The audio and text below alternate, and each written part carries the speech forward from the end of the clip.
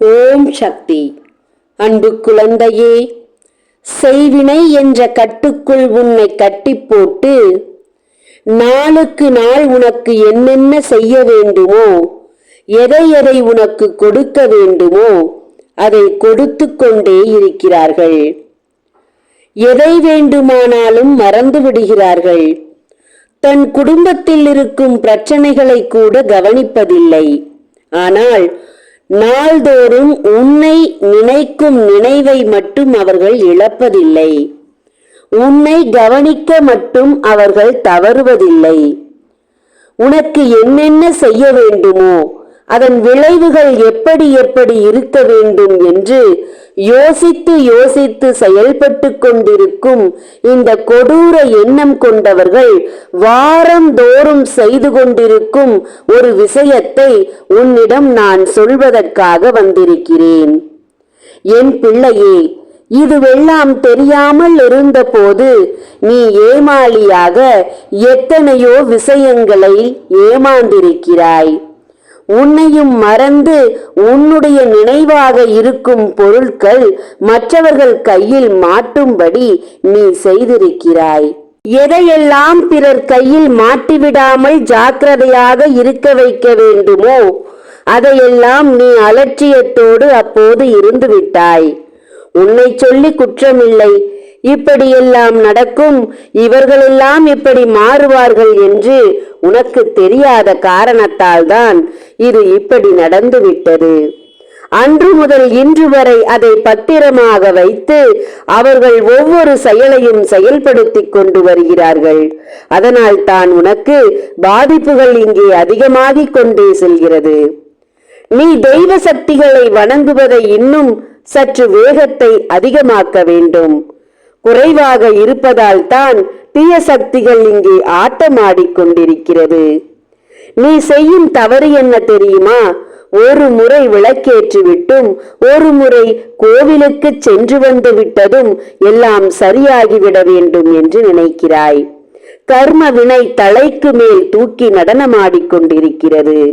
அந்த கர்ம வினையின் காரணமாகவும் உன்னுடைய இந்த செயலின் காரணமாகவும் தீயவர்கள் உருவாகி உன்னை அழிக்க காத்திருக்கும் இந்த நேரத்தில் நீ செய்யும் சில விஷயங்கள் எப்படி சரியாகும்? உன் வேகம் இன்னும் அதிகமாக வேண்டும். வேகத்தோடு விவேகத்தை கற்றுக்கொண்டால்தான் இப்படிப்பட்ட சூழ்நிலையில் இருந்து உன்னை முழுமையாக காப்பாற்ற முடியும் என்பதை புரிந்து கொள். விவேகத்தோடு நடந்து கொள். இனியும் குழந்தை போல் இருக்காதே. யாராவது ஒருவர் தீங்கு செய்கிறார்கள், அவர்கள் சரியில்லை, அவர்களின் காரியங்கள் எனக்கு சரிப்படவில்லை என்று உன் மனம் தெரிவித்தால் பிறகு அவர்களின் பக்கம் திரும்பாதே. அவர்கள் எத்தனைதான் சமாதானம் செய்து உன்னிடம் வந்து சிரித்து பேசி உன்னை மயக்க பார்த்தாலும் அவர்களிடத்தில் சரிந்து விடாதே பிள்ளையே. உன் மனம் சிறு பிள்ளை போல இருக்கும் எண்ணம் கொண்டது என்பதை தெரிந்து கொண்டுதான் உன்னை ஆட்டி வைத்துக் கொண்டிருக்கிறார்கள்.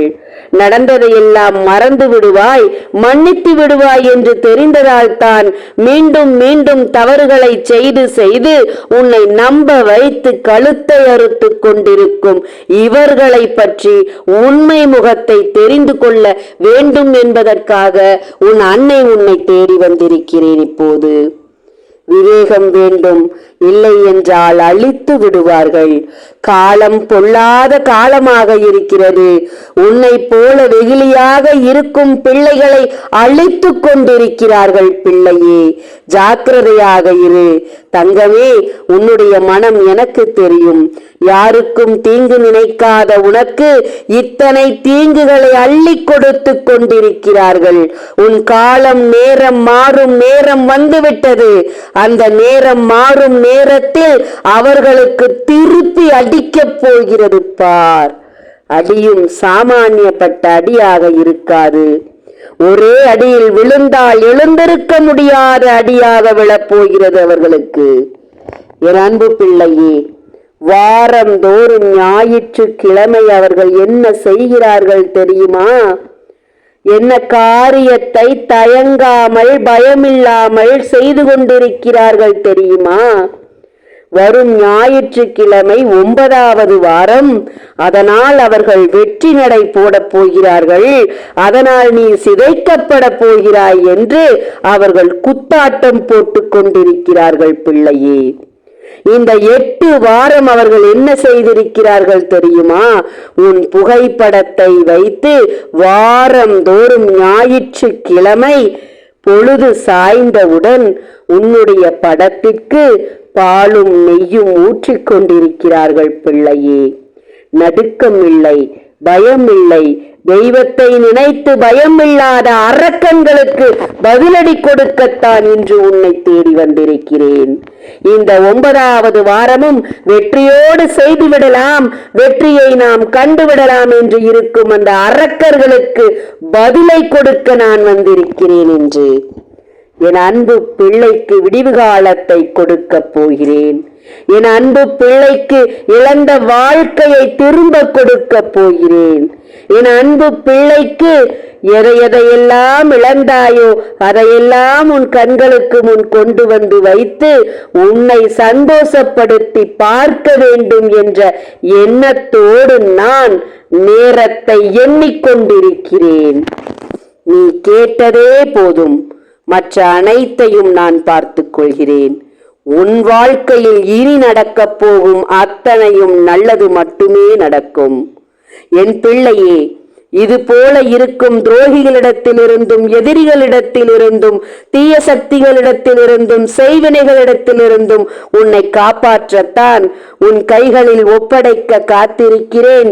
48 நாள் பூஜையில் வைத்த எந்திரங்களையும் சாம்பராணியும் ஆண் பெண் உருவத்தையும் சத்தியநாராயணா படத்தையும் வைத்து உனக்காக காத்திருக்கிறேன். தாமதிக்காதே, உடனே வாங்கி பூஜைகள் செய்து பரிகாரங்களை செய்து கொள். ஓம் சக்தி. நன்றி.